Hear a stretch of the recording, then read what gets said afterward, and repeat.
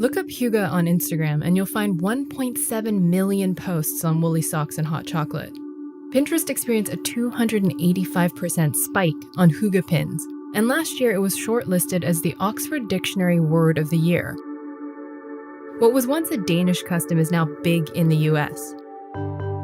HYYGE is the founder of the Happiness Research Institute and the author of The Little Book of HYYGE, a bestseller that was reprinted 3 times before its release and is published in 26 countries.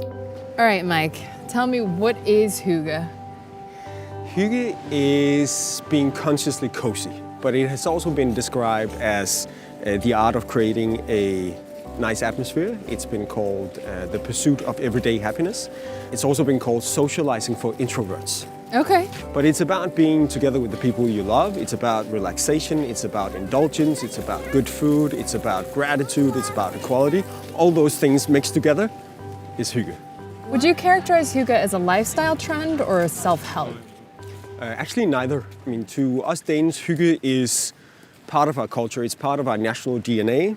Perhaps the same way that Americans see freedom as inherently American. If you think HYYGE just sounds like a trendy Scandinavian catch-all for all the things humans like in the dead of winter, comfort foods and ambiance, you're not wrong. But the Danes' conviction is singular. They burn more candles than anyone in Europe, and they eat a lot of candy per capita, all in pursuit of HYYGE. I think there is, savoring pleasures, indulgence is, I think, key in terms of HYYGE, and perhaps also something sinful. I think also HYYGE is taking a break from demands of healthy eating. So it is about cake, it is about candy, it is about hot chocolate, it is about alcohol. Some even might say it's about sinful pleasures. HYYGE is horrible for your health, conceivably. You could say that. Compared to the Swedes and the Norwegians, we have a shorter life expectancy. We do eat more unhealthy. But type 2 diabetes and fire hazards aren't what Danes are known for. They're known for happiness. Denmark consistently places first in the UN's World Happiness Report, an international poll where citizens are asked to self-evaluate on their well-being. The US, for all our life, liberty, and the pursuit of happiness, has never cracked the top 10. So what does America have to learn from Denmark in terms of happiness and HYYGE? I think in many ways, Denmark is what the US would look like if Bernie Sanders was president. I think the most defining feature of Danish culture and life and politics is our democratic socialism.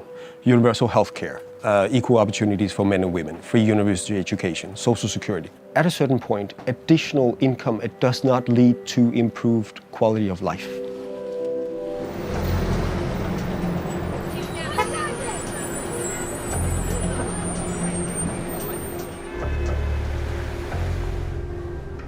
HYYGE's been huge all over Europe for a while, but it's zeitgeisting nicely stateside. With the help of Danish transplants like Klaus Meyer, a chef and restaurateur, HYYGE is finding its place in America. Meyer has been living in the US for a year and a half and has HYYGE over dinner every night with his wife Christina, an interior designer, and their daughters. So what about this is HYYGE versus just like any other family just eating a meal? We actually have made an active decision not to be on the phone, that we are together, and that everybody is included in the conversation. And I've been to other families where they just don't even eat together, but maybe the parents are doing something else, where they're like on their phones or computers, and they don't really talk to each other. And I can really feel the difference in the atmosphere. While Meyer does impart some Danish culture to his staff, offering paid maternity and paternity leave, he doesn't think Denmark runs a monopoly on HYYGE. It's that naming it and recognizing it gives it power. Do you fear that, doing HYYGE will fade the more time you spend here? It could probably in many, many years, but it's one element of life. And I truly believe that many people find that moment, they call it something else. It's a moment of groundedness and where you're close to other people and listen with your heart and see people with your heart. And even though we're more conscious about it, I can't imagine that it doesn't exist somewhere else.